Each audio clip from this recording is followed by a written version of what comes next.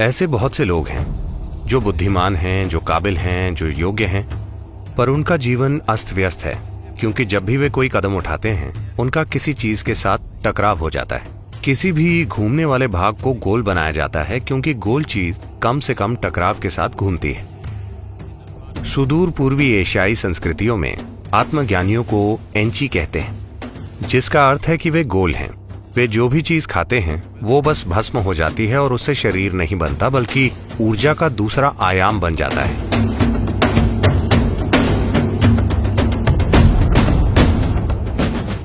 बंध शब्द का अर्थ है रोक लेना, मतलब आप शरीर में कुछ रोक लेते हैं ताकि आपकी ऊर्जा एक खास तरीके से बर्ताव करे। बंध क्यों लगाएं? ये हमारे लिए क्या कर सकते हैं? क्या आपने ओजस शब्द सुना है? OJAS, ओजस? नहीं? ठीक है। ओजस शब्द का अर्थ है ऊर्जा का एक अभौतिक आयाम, मतलब आप अपने चारों ओर एक निश्चित मात्रा में ऊर्जा का अभौतिक आयाम पैदा कर सकते हैं। अगर आपके चारों ओर ओजस है तो संसार से आपका गुजरना, The passage through life becomes well lubricated. जीवन से होकर गुजरना बहुत आसान हो जाता है, मतलब आप कम से कम टकराव के साथ गुजर जाते हैं। सुदूर पूर्वी एशियाई संस्कृतियों में आत्मज्ञानियों को एंची कहा जाता है। एंची शब्द का अर्थ है चक्र। आपकी कार में किस तरह के पहिए हैं? गोल पहिए हैं या चौकोर पहिए या त्रिकोण पहिए? आपके पहिए कैसे हैं? ओ, पर त्रिकोण पहिए निश्चित रूप से ज्यादा तरंग वाले होंगे, है ना? गोल पहिए क्यों? क्योंकि टकराव कम से कम होगा।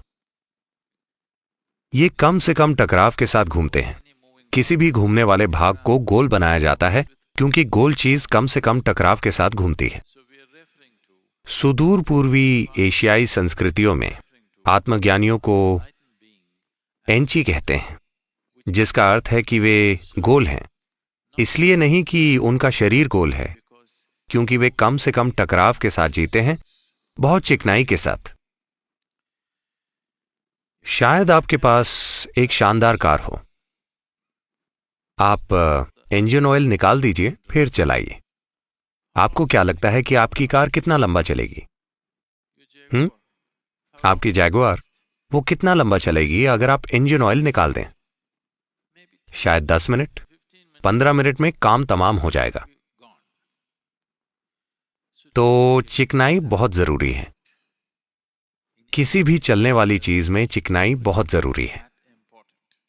इसलिए अगर आप दुनिया में गुजरना चाहते हैं तो बिना अच्छी चिकनाई के आप देखेंगे कि आपके जीवन का हर कदम एक परेशानी बन जाएगा, क्योंकि चिकनाई नहीं है। ऐसे बहुत से लोग हैं, वे बुद्धिमान हैं, वे काबिल हैं, वे योग्य हैं, पर उनकी जिंदगी अस्त व्यस्त है क्योंकि जब भी वे कोई कदम उठाते हैं तो उनका किसी न किसी चीज के साथ टकराव हो जाता है। तो अगर आप अपने चारों ओर एक निश्चित मात्रा में ओजस विकसित कर लें तो आप इस अस्तित्व से कम टकराव के साथ होकर गुजरेंगे। आपका संघर्ष जितना कम होगा उतनी ही ज्यादा चीजें आप करना चाहेंगे, है ना? हाँ, आप स्वाभाविक रूप से बहुत सारी चीजें करने का साहस करेंगे अगर आप में टकराव की समस्या ना हो तो। पर अगर हर दिन आप बाहर जाकर किसी न किसी संघर्ष में पड़ जाते हैं तो कल आप कदम उठाने में संकोच करेंगे। हर समय यही हो रहा है ना?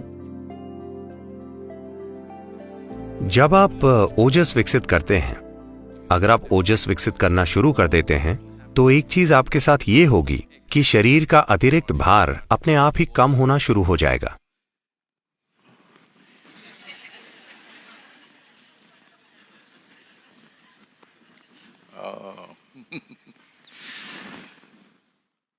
अगर आप योग केंद्र आएं तो आप देखेंगे कि कुछ लोग कुछ खास समय पर एक खास तरह की साधना में होंगे या खास तरह का भीतरी कार्य कर रहे होंगे। जब वे ऐसा कर रहे होते हैं तब हम उन्हें बिल्कुल अलग रखते हैं, क्योंकि जिस तरह वे खाते हैं लोग उन्हें देखकर डर जाते हैं। वे सामान्य व्यक्ति से 10 गुना ज्यादा खा जाते हैं, बहुत सारा भोजन, पर उनका वजन कम होता जाता है। हम उन्हें ज्यादा फैट वाली डाइट देते हैं, घी, दूध, मक्खन वगैरह। इसके बावजूद उनका वजन लगातार कम होता जाता है, सिर्फ इसलिए कि वे ऊर्जा के भौतिक आयाम को अभौतिक आयाम में बदल रहे हैं। Whatever they consume is just burnt and it doesn't become body, it becomes another dimension of energy. जो कुछ भी वे खाते हैं वो बस जल जाता है और वो शरीर नहीं बनता, वो ऊर्जा का दूसरा आयाम बन जाता है।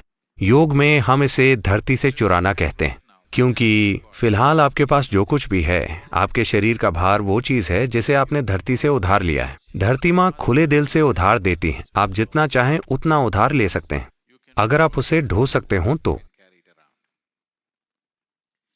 पर जब वापस देने का समय आता है तो वो एक एक अणु इकट्ठा करेंगी।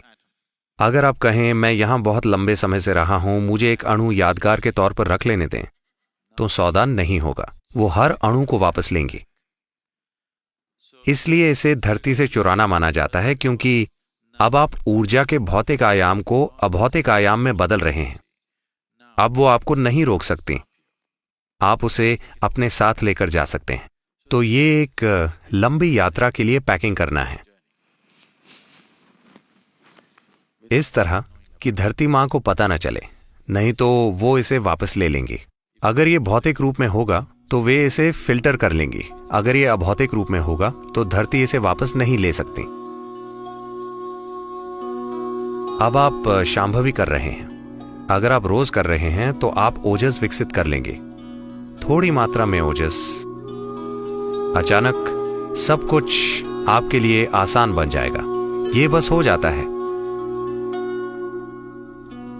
अगर आप में ओजस नहीं है, आप में बाकी सारी क्षमताएं हो सकती हैं, पर सिर्फ टकराव के डर के कारण आपके सामने रुकावट आएगी। मुझे लगता है दुनिया की 80% आबादी के साथ ऐसा ही है। वे बंधे हुए हैं हमेशा इस बात के डर से कि मेरा क्या होगा, मेरे साथ क्या होगा।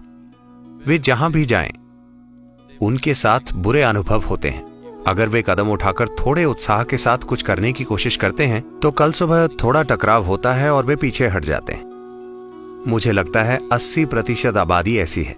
क्या होगा, इस बात के डर से वे आधे अधूरे कदम उठाते हैं, अपने जीवन में कभी पूरा कदम नहीं उठाते। तो ओजस या ओजस पैदा करना आप जीवन में जो कर रहे हैं उसमें सफलता पाने का बहुत महत्वपूर्ण भाग है।